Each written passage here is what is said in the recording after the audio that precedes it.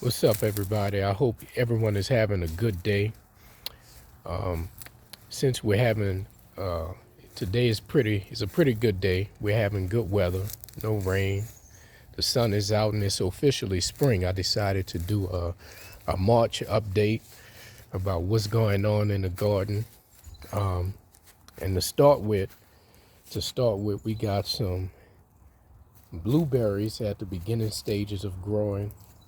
We got one that's bare, and this one over here that's flowering, and I'm hoping by June we'll have some blueberries on this one.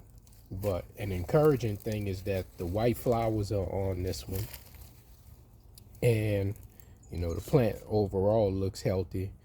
And I usually see, when I come out to check it, I usually see some bees digging inside of those white flowers. So I'm hoping that's a good sign. Hopefully from this one, we'll see some blueberries soon.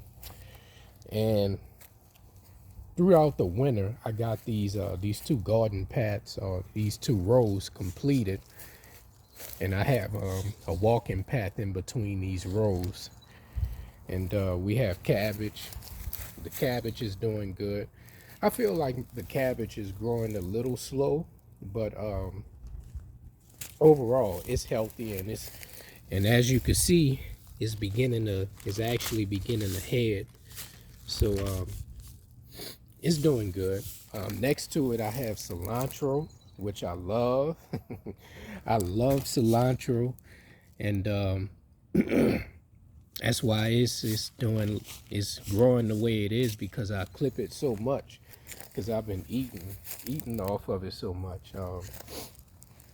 We have strawberries here for the next few crops, and they're beginning to come in.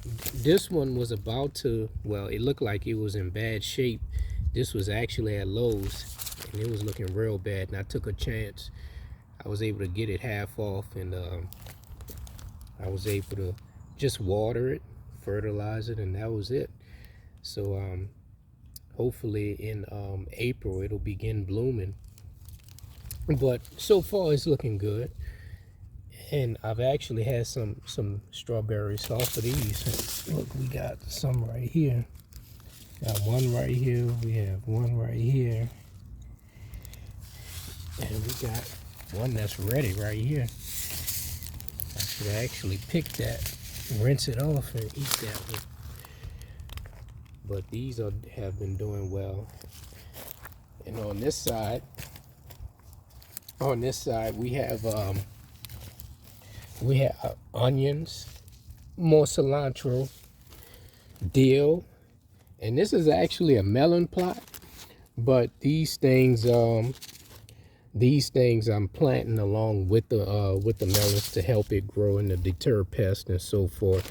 Bush beans. These bush beans here are to help with drawing in nitrogen, because melons do need nitrogen. So that's what those are.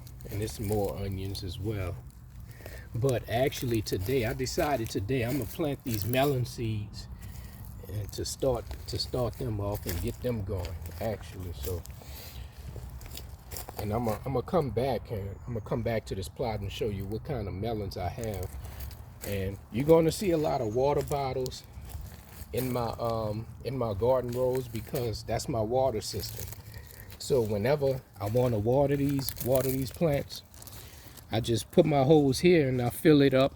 I actually, with these 5-gallon buckets, I don't even fill these up all the way to the top, but I have the room if I need to. So if we go away for a weekend or go away for an extended period of time, I can fill it up, and it'll release the water directly to the roots.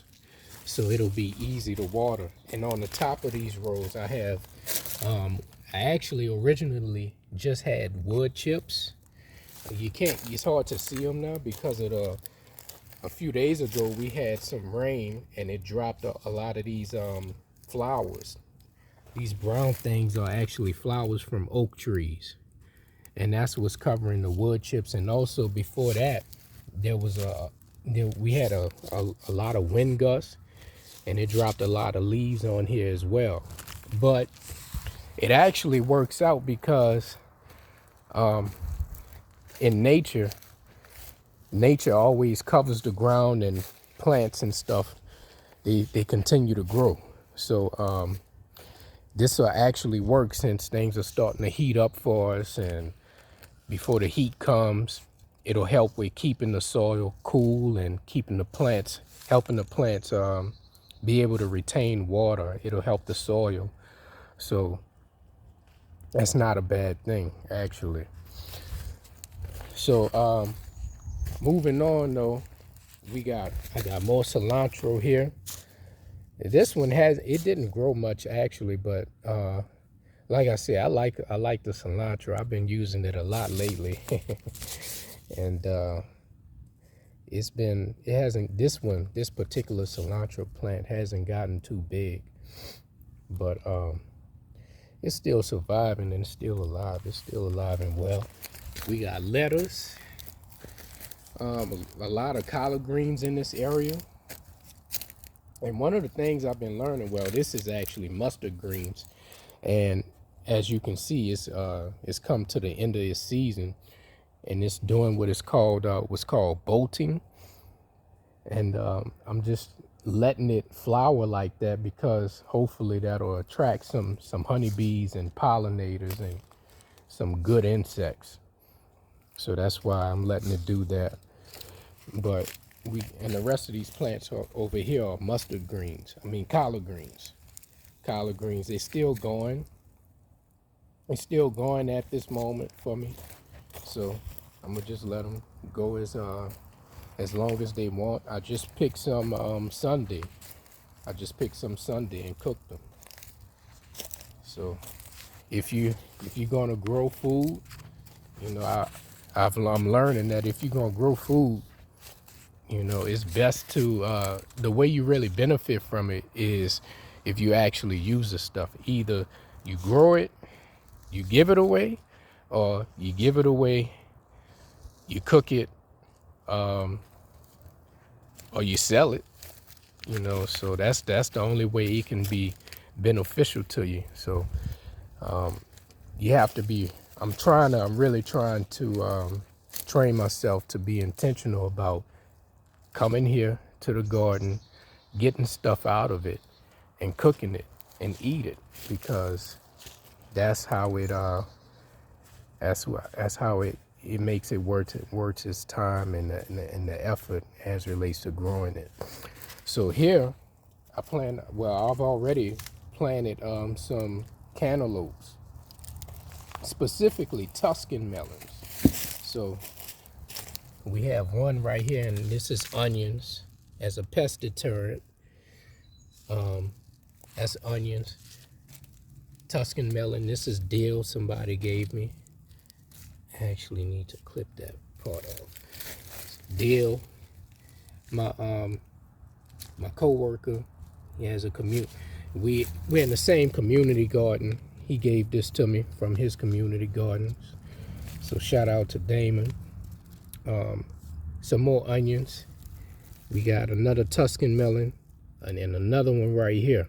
So we got a total of 3 of those. More onions, dill, and another melon. Now, interesting thing about this plant, this started growing in the sweet potato bed. So, and I just moved it yesterday into this plot.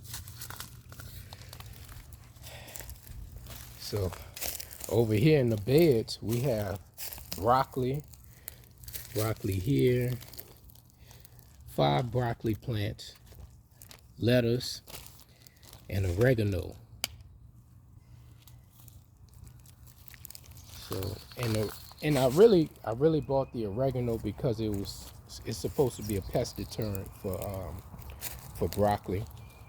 I haven't even used it actually.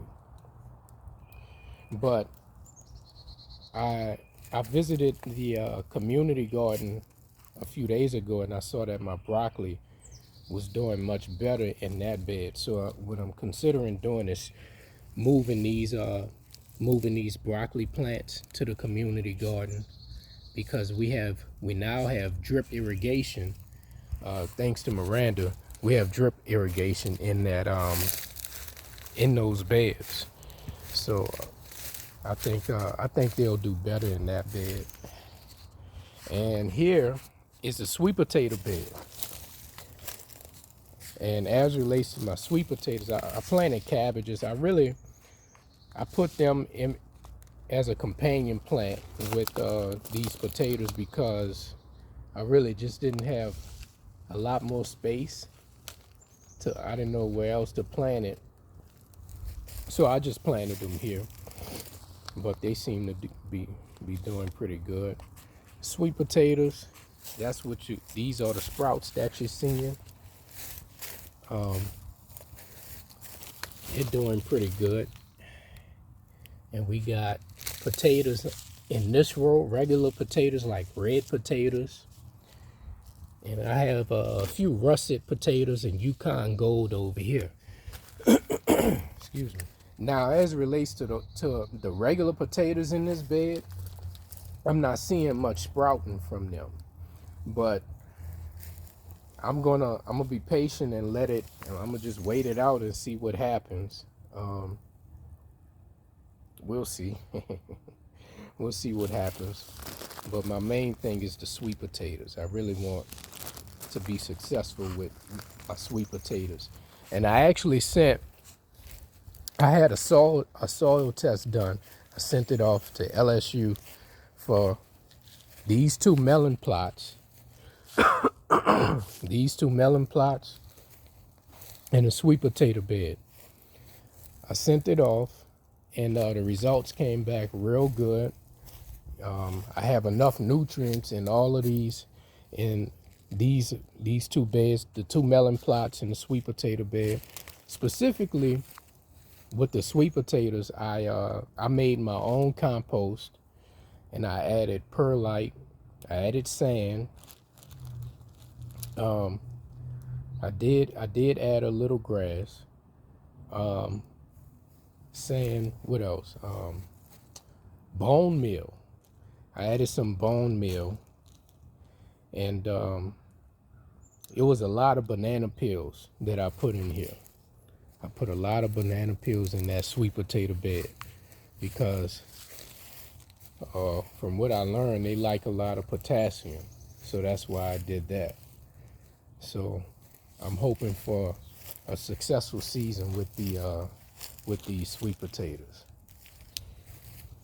Right? So as you can see, my water system is set up, and I've been using it. It works good. Sometimes with this particular water system, sometimes where does the water come out? That's a good question. It actually comes out, I poke a hole with a nail. I poke a hole on each side, or you could set it up how you want to. You could do it on the left and right sides, or you could do it on all four sides, whatever's best for your situation.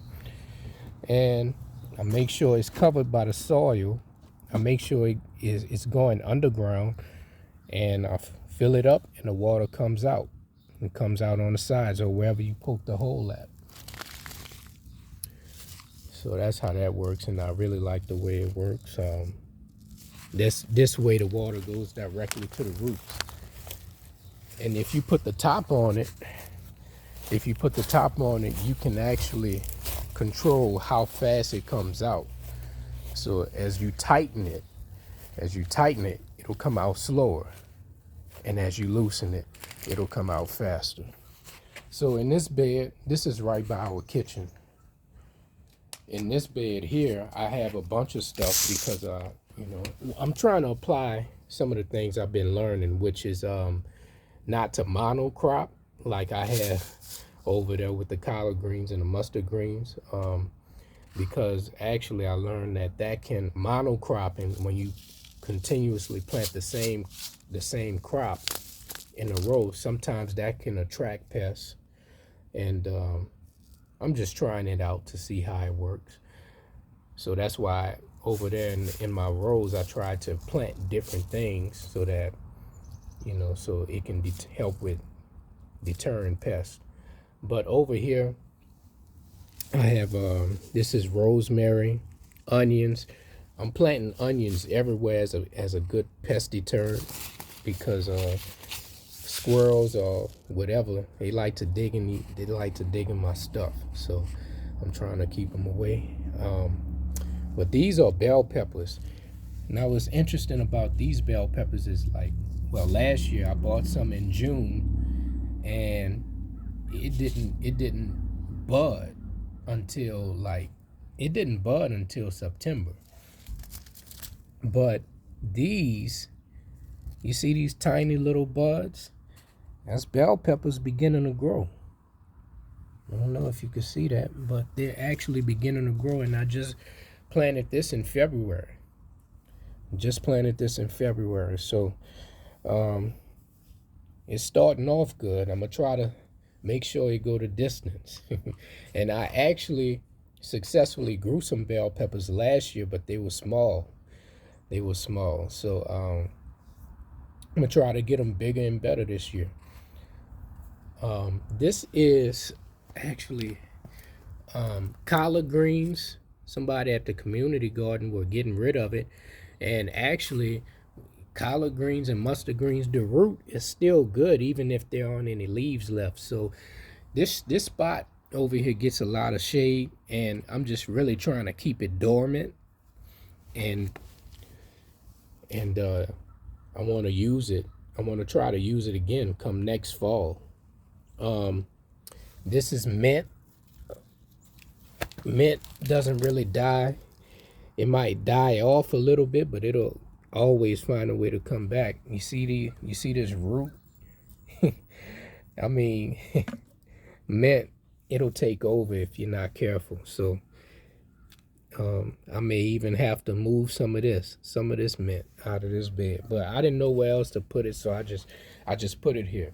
I have basil that I always clip off of because I like basil too. I like cilantro and I like basil. I like combining those two herbs together in some of the dishes, and I like it. It tastes good to me. This is basil from last year. I just left it to try to see if it was gonna come back. So I don't know yet. We'll see. This was actually the bell pepper from last year. This is bell pepper from last year. I was trying to see if it was gonna come back as well. Let me see. And bug fly. All right, and this right here. Now, my friends, Jerron and Lionel, they came in town 2 weeks ago. Shout out to y'all. And I told them I didn't know what this was. And, if I don't know what something is, I just like to let it grow for a little bit and until Google Images can and I can decide what it really is, and then I can know if it's a weed or if it's an edible plant that I could use.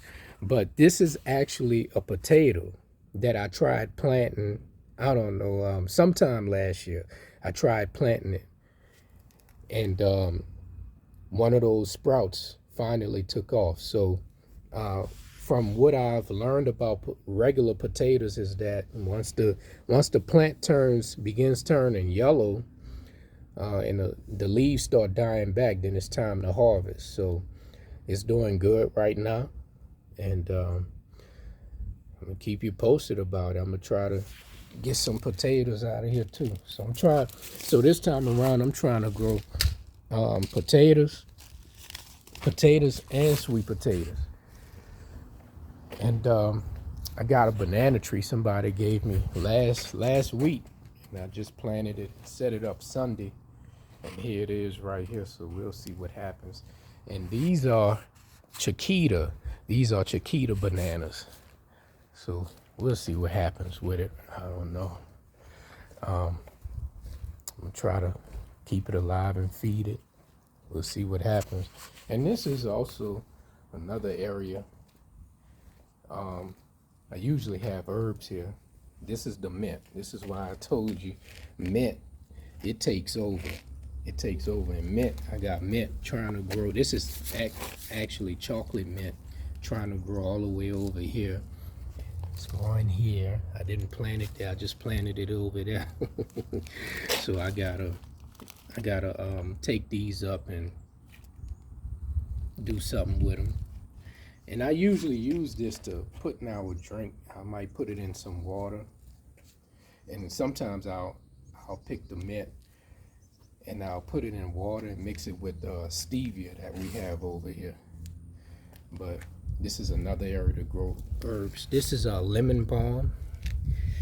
This was purple basil, but it don't look like it's coming back. This is actually pineapple sage.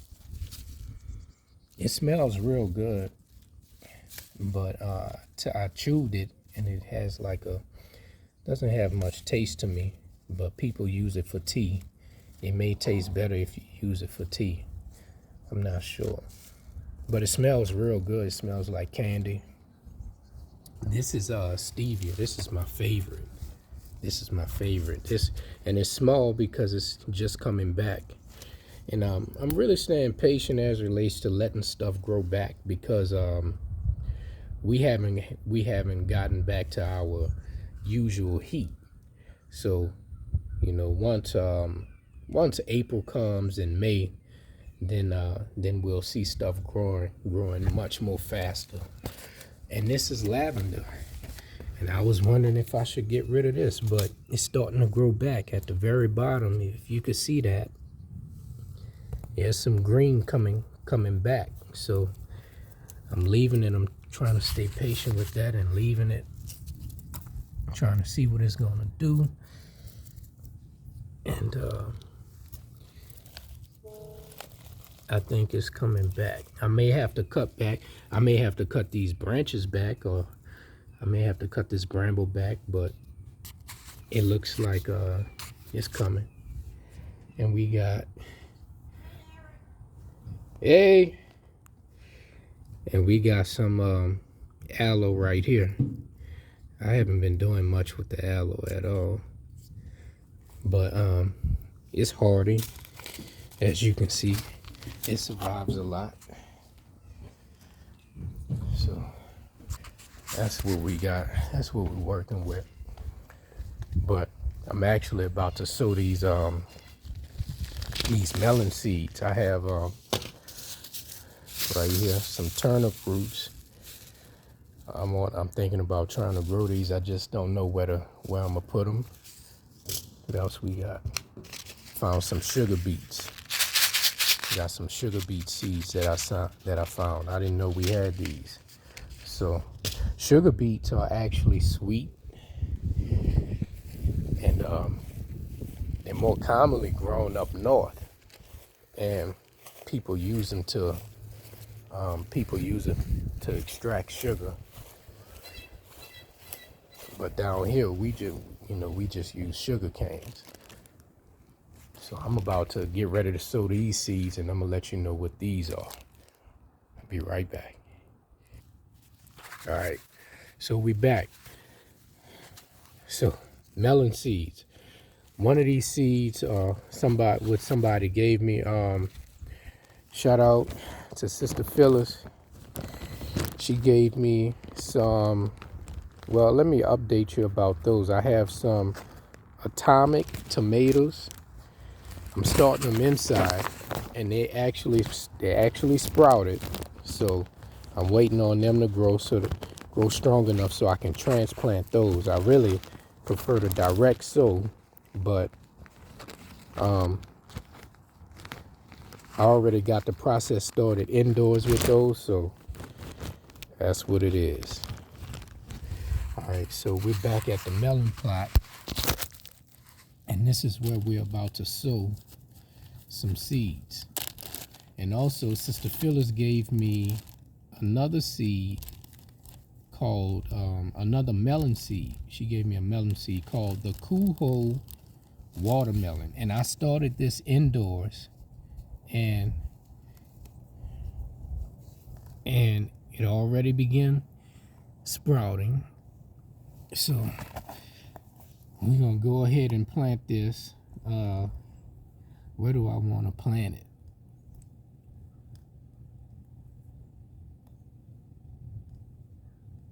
I think I'm gonna do crimson.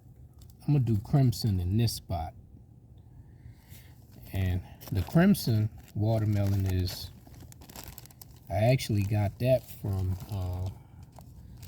I actually saved it. My big boy. I'm gonna plant that Kuho on the other side. All right, so here we go. Okay, so here's my crimson watermelon seed. I don't know if y'all can see that. It's my crimson watermelon right there. Now last year I grew the watermelon I grew was, I think it was a crimson, and it grew up to 8 inches long. And I was trying to just use compost.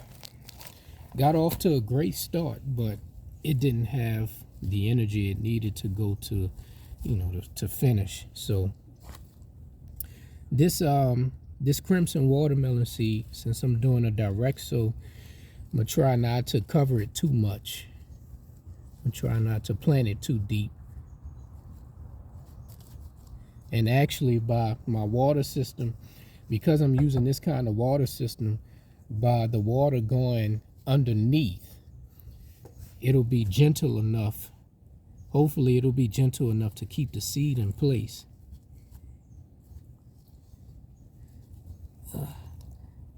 Well, I can't see it, but I know the general area that the seed is in. So, and that's it. I'm gonna just leave it right there. I ain't gonna mess with it too much. We're gonna go to the next spot.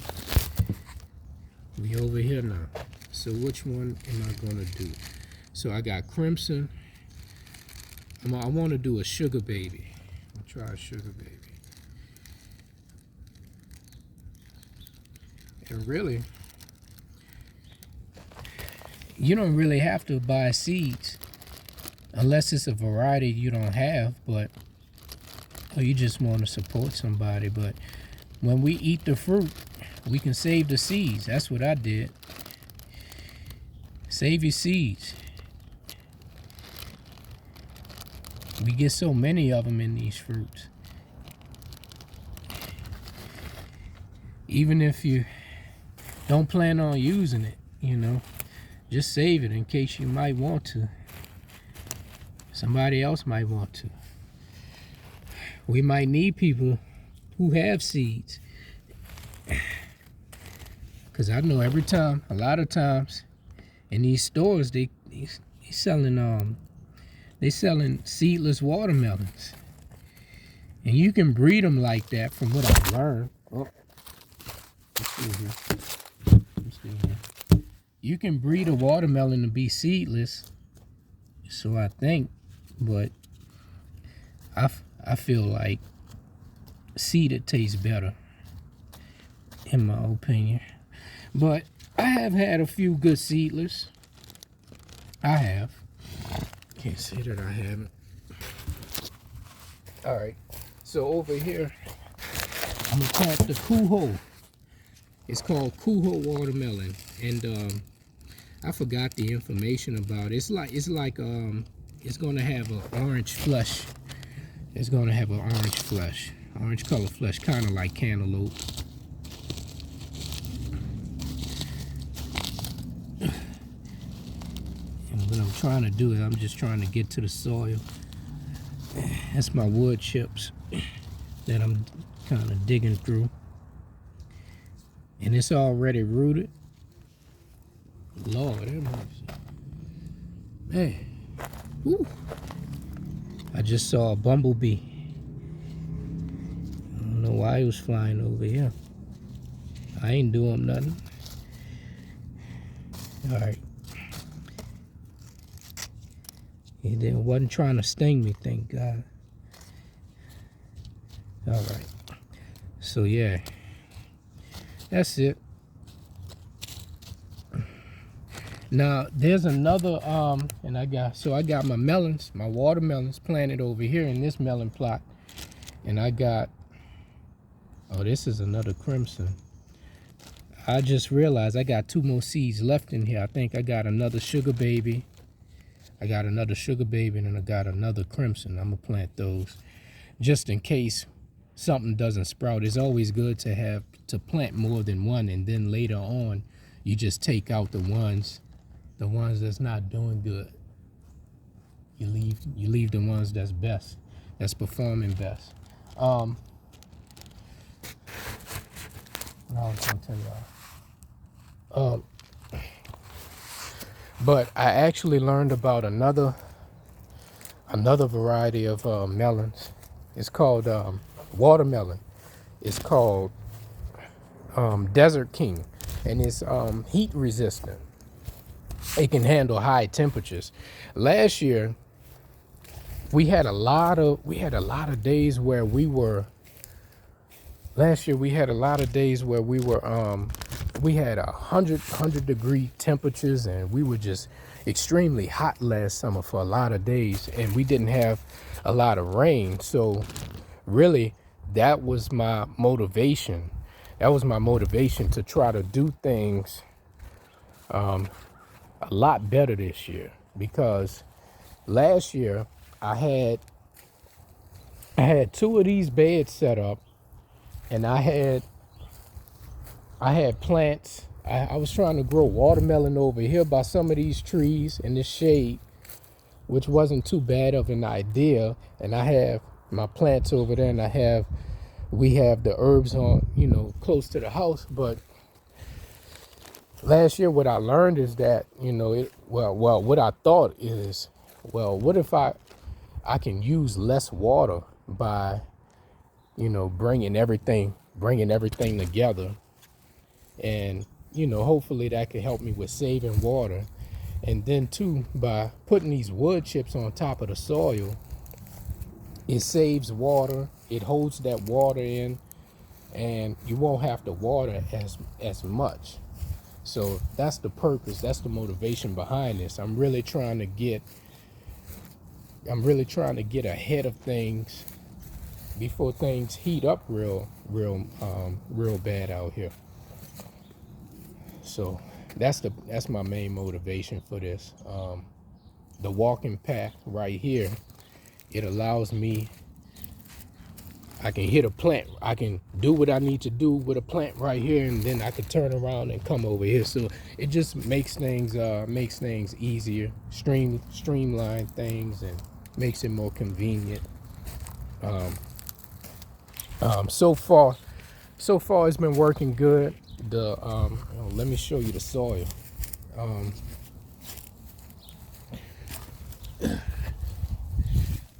The soil, see the top layer, it'll get dry, which is okay, but underneath, when we go underneath, you see that it's moist. So, and that's the purpose of having this particular water system, because it goes directly to the root. And when you water from up top, you could use a lot more water because you're trying to get to the root. So the water is constantly pouring water on top, and it takes more water to get to the root. But this way, it's going directly to the root and coming up.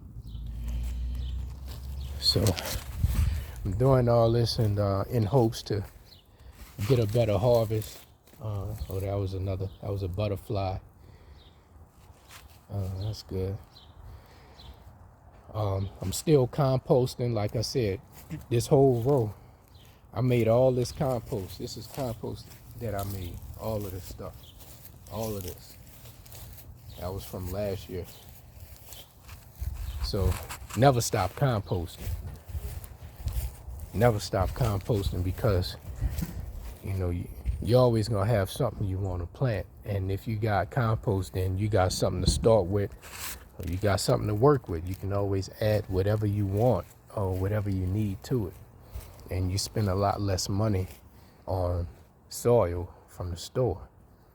So, but that's the update. I'm gonna go ahead and plant these extra seeds in here. And also I'm gonna look into getting the King Desert watermelon so I can plant. And